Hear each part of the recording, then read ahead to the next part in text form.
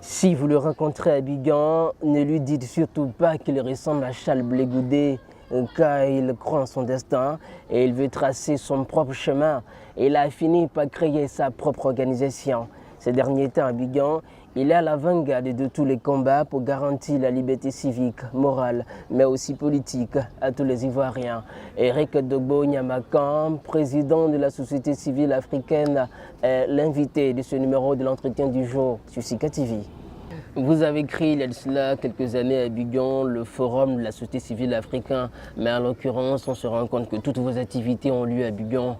De quelle société civile s'agit-il? Je voudrais d'abord vous dire merci. Le forum de la société civile se veut un mouvement civil, comme toute autre organisation de la société civile. Elle est purement et simplement apolitique. Nous avons pensé que, et nous pouvons penser que ce mouvement-là est venu pour parler de la paix, parler de la réconciliation, pour parler de tout ce qui est social pour le peuple de Côte d'Ivoire et pour l'Afrique en général. Donc pour nous, nous avons pensé à ça depuis que la Côte d'Ivoire s'est détruite depuis 2011. Nous pensons que nous devons nous parler. Le vivre ensemble est très difficile parce que vous avez constaté comme nous, si vous êtes en Côte d'Ivoire, vous voyez un peu le conflit à Djokoué, le conflit dans l'ouest de la Côte d'Ivoire qui ne baisse pas. Je pense bien que si les Ivoiriens vivaient ensemble, cela n'allait pas arriver de voir des guerriers contre des Yacouba, des guerriers contre des Baoulés. Je pense que les Ivoiriens ne se parlent pas encore. Vous avez été membre du Congrès panafricain pour l'égalité et la justice, COJEP de Charles Blé Goudé. À vous entendre parler, il y a quelque chose de Charles Blé Goudé qui sommeille en vous. Est-ce l'envie du pouvoir? Oh, pas l'envie du pouvoir, c'est pas bien dit. Mais je pense que dans la vie, tout homme est caractérisé par un exemple. Laurent Gbagbo pouvait dire avant, et il le dit toujours, par les écrits qu'il a laissés, qu'il est l'image d'Amadou Ampatipa. Charles Blé Goudé pouvait dire qu'il est l'image même de Mahatma Gandhi. Mais moi, je peux dire aujourd'hui aussi l'image de Charles Blé Goudé. Parce que chacun de nous copie quelqu'un pour lui qui est un exemple. Pour moi, Charles Blé Goudé est un exemple. Mais j'ai eu à faire la fessée avec le président de l'Assemblée nationale aujourd'hui, Solo Kibafori Diom. Mais aujourd'hui, je dis, pour moi, l'exemple pour apporter la paix, pour parler aux Ivoiriens, je pense que je me suis vu en ce monsieur. Voilà pourquoi je ne suis pas Charles Blé Goudé, mais je suis Nyamaka de Boeré. Charles Blé Goudé était impliqué dans la crise ivoirienne et il est aujourd'hui poursuivi par la Cour pénale internationale pour des crimes contre l'humanité. Malgré cela, il demeure un modèle pour vous. Vous savez, on ne peut que tracer et regarder les pas qu'il a laissés en Côte d'Ivoire. Oui, Charles Blé Goudé, grâce à lui, j'aime très bien ce qu'il a pu faire en Côte d'Ivoire, surtout la caravane de la paix. Mais j'ai vu Charles Blé Goudé dormir dans la maison de Ouattara. J'ai vu Soro Kibafori Diom aller dans le village de Charles Blé Goudé. Mais aujourd'hui, je ne peux pas demander à Ouattara d'aller dormir dans le village de Charles Blé Goudé. Or, cela devait être possible. Mais quand tu en as ce monsieur qui a fait cela, je peux me dire, oui, à travers ce monsieur, le rebelle peut dormir chez celui-là même qu'on appelle le patriote pour que demain, il puisse parler de la Côte d'Ivoire, qui est le seul pays. Est-ce que vous rêvez de voir Charles Blé Goudé et Laurent Gbagbo de retour en Côte d'Ivoire, acquittés de tous les crimes dont ils sont poursuivis aujourd'hui à La Haye? Oh, monsieur, c'est son destin. C'est son destin, ce n'est pas nous qui l'avons amené là-bas, c'est le choix qu'il a fait et c'est la politique qui l'a amené là-bas. Et pour nous, nous pensons que avec tout ce qui s'est passé et tout ce qui s'est passé dans ces pays, la justice sera dite. Et je pense que comme l'a si bien dit dans son livre, de l'enfer, il reviendra. C'est un souhait pour que la paix et la réconciliation arrivent en Côte d'Ivoire. Laurent Gbagbo l'a toujours dit, si même dans ces derniers jours, certaines personnes disent qu'il a même refusé que les avocats africains se réunissent pour aller encore le défendre, ils voient que c'est de trop. On pense que quand on est dans la vérité, même qu'elle est tarde, elle finira toujours par arriver et s'accomplir. Et ils pensent que la justice dira le droit. En tant qu'observateur de la scène politique ivoirienne depuis quelques années, avez-vous le sentiment qu'il y a une justice de vainqueur en Côte d'Ivoire? Oui. Avec ce que nous voyons, nous pouvons simplement déduire qu'il y a une justice de vainqueur.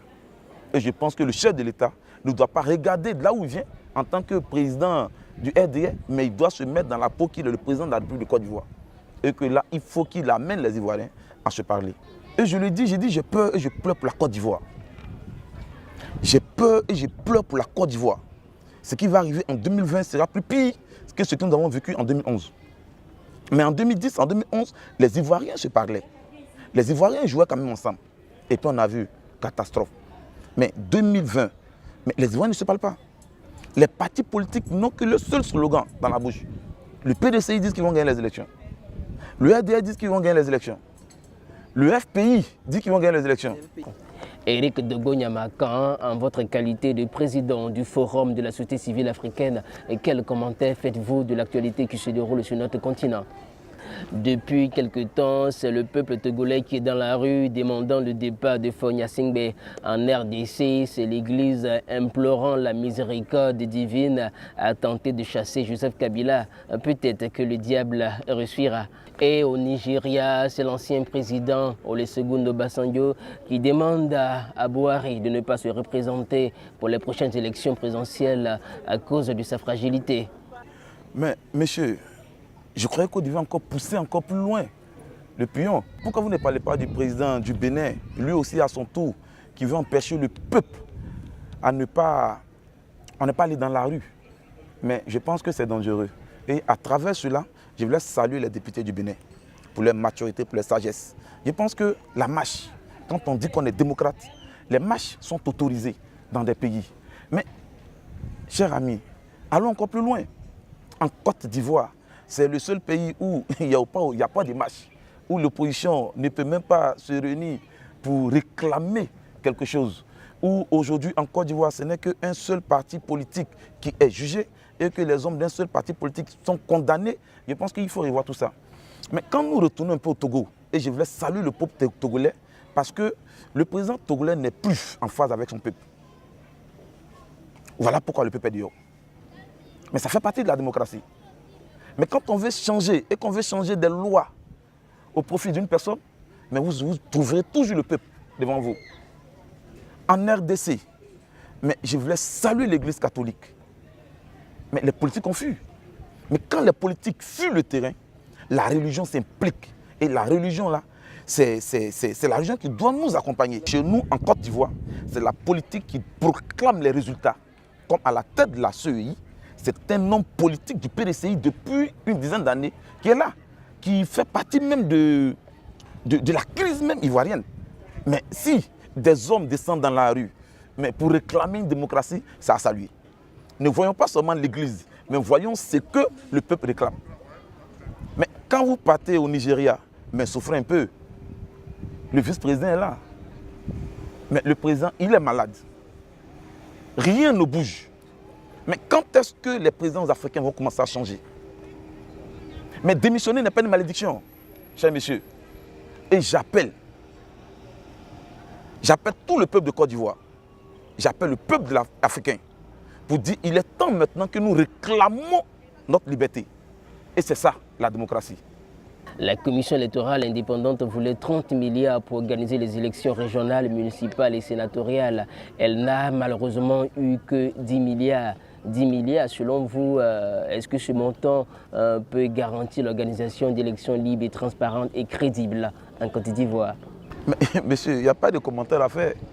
La CEI demande 30 milliards, elle a le tiers et puis elle veut organiser les élections. Donc elle sait sur quoi elle compte. Mais ce qu'il faut dire pour ces élections municipales, je pense que la jeunesse est très consciente et la jeunesse a compris maintenant. C'est après, depuis avant-hier, nous voyons de ces maires qui mettent des pancartes dans la rue pour commencer à solliciter joyeux anniversaire, joyeux Noël et bonne année aux Ivoiriens. Pendant 5 ans. Où étaient ces maires? Pendant 5 ans. Où étaient ces présidents du conseil régionaux? Mais je dis que l'heure est arrivée maintenant. Et nous voulons pour cela saluer le président de la République. Tous ces maires doivent être sanctionnés. Et l'Ivoirien a besoin d'un changement. Je pense qu'ils ont tous trahi, ils ont tous échoué. Quand nous regardons ici des maires qui se font tabasser, quand nous regardons des députés qui tabassent des policiers, on se dit, mais dans quelle république sommes-nous? Où nous allons? Voilà pourquoi nous, nous allons prendre notre responsabilité. Je me rappelle ici en Côte d'Ivoire où des policiers ont tabassé un footballeur. Ici en Côte d'Ivoire. Ces policiers ont été sanctionnés. Voilà pourquoi. Sur ce problème, j'appelle l'État de Côte d'Ivoire, j'appelle le procureur à ce qu'on sache qu'est-ce qui s'est réellement passé. Qu'est-ce qui s'est réellement passé? Mais c'est un flagrant délit. Il n'y a pas de politique. Il y a un manque d'éducation. Comment nos députés qui votent les lois, comment nos députés, ceux qui nous comptons pour faire avancer l'État de Côte d'Ivoire, se comportent comme des brigands? Je pense qu'on doit savoir ce qui s'est passé. Ce député-là, ce n'est pas parce qu'il est PDCI qu'on dit qu'il faut le libérer. Non, non, non, non. S'il a commis une faute, il faut l'arrêter. Il n'y a pas de cadre politique, c'est un cadre social. Mais nous-mêmes, le Forum de la société civile, nous condamnons. Nous condamnons ce qui s'est passé et nous appelons le procureur à ce que la lumière soit faite et soit dite sur ce problème-là. Mais je pense, pour ces élections à venir, j'appelle les jeunes à se faire enrôler massivement pour pouvoir sanctionner ces maires. Ces maires qui descendent dans la rue, qui giflent des citoyens, ces maires qui donnent rien que seulement de l'alcool, qui n'ont rien à proposer aux jeunes. Je pense que l'heure est arrivée, qu'il faut tourner cette page-là. Pour la première fois, les Ivoiriens iront aux urnes pour choisir le sénateur. Le Sénat, est-ce une institution de trop, comme le pense l'opposition ivoirienne? Le Sénat, avant de parler d'une institution de trop, mais nous, en tant que Forum de la société civile africaine, nous avons d'abord condamné la Constitution, la nouvelle Constitution ivoirienne. Parce que c'est cette Constitution qui impose le Sénat. Mais le pouvoir et l'opposition étaient complices et nous sommes partis pour trouver une nouvelle constitution à la Côte d'Ivoire. Mais de là, nous avons dit que c'est là le hic. Donc si cela est arrivé, nous allons aux élections. Mais encore avec des problèmes, encore avec des difficultés. Aujourd'hui même, j'ai même demandé à certaines autorités de me dire, j'aurais même appris. Et je demande à l'État de Côte d'Ivoire d'aider le peuple de Côte d'Ivoire à savoir qu'on nous dit que les 2 derniers salaires des Ivoiriens ont été payés par la France. Qu'est-ce qu'il en est? Que la Côte d'Ivoire est même endettée au Togo. La Côte d'Ivoire a même pris des dettes en RDC. Mais qu'est-ce qu'il en est réellement? Mais si on doit prendre assez de crédits, pourquoi encore? Avez-vous la preuve de ces allégations? Parce que je ne crois pas que le Togo, avec la crise que les Togolais vivent en ce moment, avec un pays qui est asphyxié économiquement, Faure Gnassingbé soit capable de faire un tel miracle pour la Côte d'Ivoire. Voilà pourquoi je m'interroge.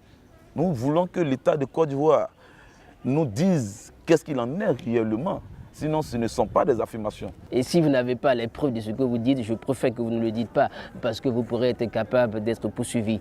Nous demandons toujours à l'État de Côte d'Ivoire, nous peuple, nous demandons et nous allons toujours demander. Voilà pourquoi nous demandons. Où l'État de Côte d'Ivoire va-t-il encore de l'argent pour payer encore ses sénateurs? Mais encore plus pire, c'est le président de la République qui nomme les 1/3 du Sénat. Mais, cher ami, si M. Nyamaka Dobo Eric est élu sénateur et que je suis assis à l'hémicycle avec quelqu'un qui n'a pas été élu, qui a été nommé, mais je me demande de quoi nous allons parler, comment nous allons nous appeler. Je pense que c'est une erreur. C'est une erreur et l'erreur, elle est humaine. Nous pouvons rétablir cela. Je pense que le chef de l'État, le connaissant, a un grand esprit. Je pense que cela doit être revu et j'appelle l'opposition à faire son travail d'opposant. Nous sommes presque au terme de cet entretien. Est-ce que vous avez un dernier mot? Je voudrais, au nom de la paix et au nom de la réconciliation, je voudrais d'abord saluer les membres de mon bureau national. Et je voudrais remercier tous mes vice-présidents. Je voudrais remercier tous mes secrétaires exécutifs nationaux et les secrétaires nationaux, les coordinateurs, les présidents des structures spécialisées, pour leur dire merci pour le travail qu'ils sont en train de faire, pour que la Côte d'Ivoire se parle, pour que la Côte d'Ivoire soit unifiée, que la Côte d'Ivoire soit réconciliée, pour que la Côte d'Ivoire puisse revivre les années 80, comme au temps d'Houphouët-Boigny, notre père fondateur. Mais je voulais dire aux politiciens, il est temps maintenant que vous mettez votre orgueil de côté et que vous parlez. Nous avons besoin d'une opposition. Nous ne cherchons pas un leader. Mais je pense que quand l'opposition est rassemblée, l'opposition, le leader se dessine, se dégage à travers les idées, à travers les compétences. Je pense que la Côte d'Ivoire regorge beaucoup plus de compétences. Ce n'est pas seulement un peuple qui est plus intelligent en Côte d'Ivoire, nous sommes tous intelligents. Et que la Côte d'Ivoire a besoin de toutes ces intelligences-là pour faire développer le pays. Et je le dis, si nous ne nous asseyons pas pour discuter, il ne peut pas avoir de vivre ensemble et il ne peut pas avoir de développement. Je pense que le asseyons-nous et discutons est la base et la priorité de tout débat. Et à travers ça, nous pouvons vivre ensemble et que nous pouvons développer la Côte d'Ivoire. Que Dieu bénisse la Côte d'Ivoire. Je vous remercie. Il a maintes fois rencontré à Abidjan la représentante de la Commission de l'Union africaine à Abidjan pour aborder avec elle des questions liées à la vie des Africains et des Ivoiriens. Aujourd'hui, c'est avec nous qu'il a abordé ces sujets. Eric Dogo-Nyamakan, président du Forum de la société civile africaine, était l'invité dans le cadre de l'entretien du jour sur Sika TV. Merci de rester fidèle à nos programmes.